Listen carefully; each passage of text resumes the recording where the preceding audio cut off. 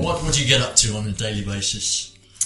Well, there is a bit of sitting at the desk and dealing with emails, and basically the nitty gritty is the kind of the planning. We're typically in the UK and here in London, especially we're in a school with continuous enrolment, so there's that weekly cycle of work.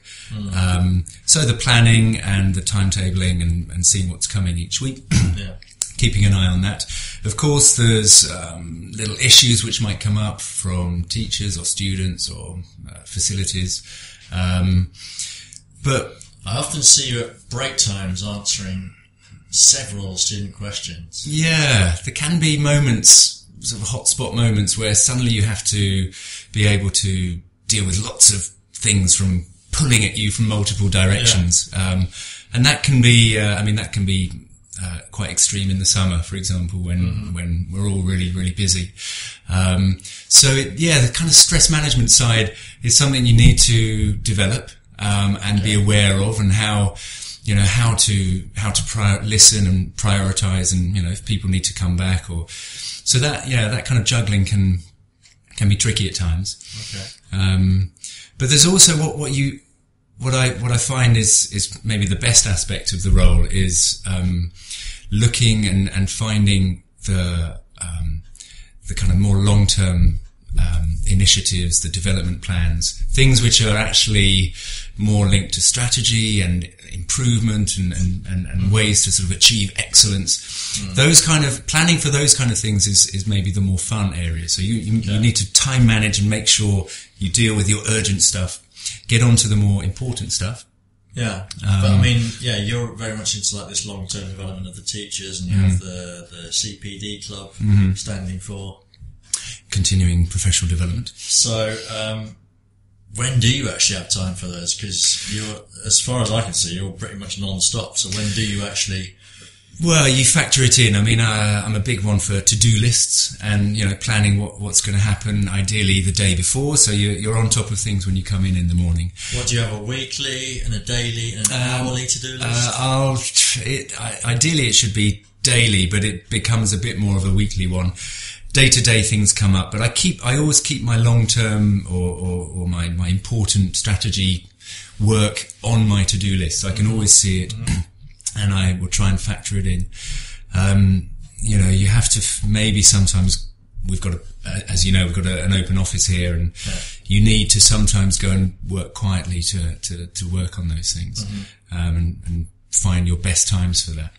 So what's in terms of those long-term goals and stuff? What's your best achievement, would you say, as a DOS in long-term? I've for a couple of years been going on here about trying to achieve or grow a culture of learning. So I'm really passionate about teachers being in charge of their own development, their own progression. And that's quite a hard one. You can't really sort of command and control that one. You have to try and sow the seeds, develop, try and recruit people who share that vision or put it into action. Actually, off the top of my head, thinking of your best achievements, it's probably the beard growth. The loss of my...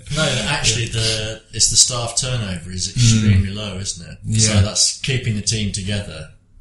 I think, that's probably one of... It's always a great sign. I hadn't thought about it like that. I mean, I think it is an achievement. The team here feels quite loyal and strong, and they want to be here. And, obviously there's little imperfections and things we can always make better. And I think that's probably true everywhere. But that is a great sign about SGIs. We have this fantastic team who are pretty long term. Anyway, I interrupted you. What were you going to say about your best achievement? I was banging on about my learning culture thing.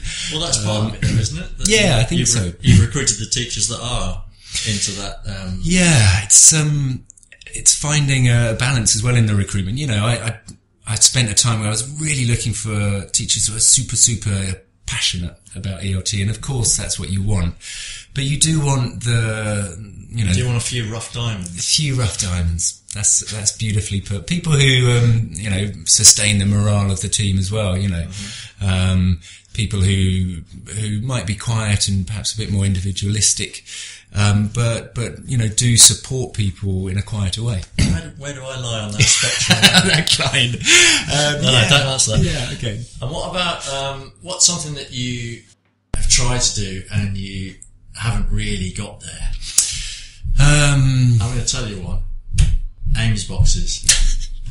Well, I think that was part of an attempt to bring some cohesion through a kind of teaching style. What's our teaching style at SGI? And I think some schools try and do that. We've got continuous enrollment. We've got teachers who sometimes change classes. The goal there was to provide some clear sense of continuity in team, and that was just one little touch which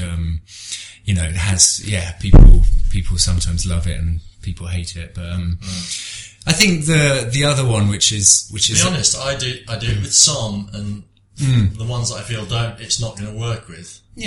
So, I'm on and off, really.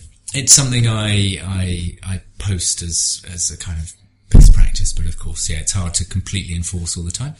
I think the other thing is things like added value things we have, like the e-learning, which is a great resource, but it always fluctuates, and I think we could probably do better in the way it's implemented and integrated here. That and that sometimes comes using down the blog and the lesson plans on the. We've got a great blog which is down to you, and things like that, which we're all aware of, we know add value, but I think maybe I haven't completely succeeded in making it something absolutely integral, and I want to come back to that and see if I can do that.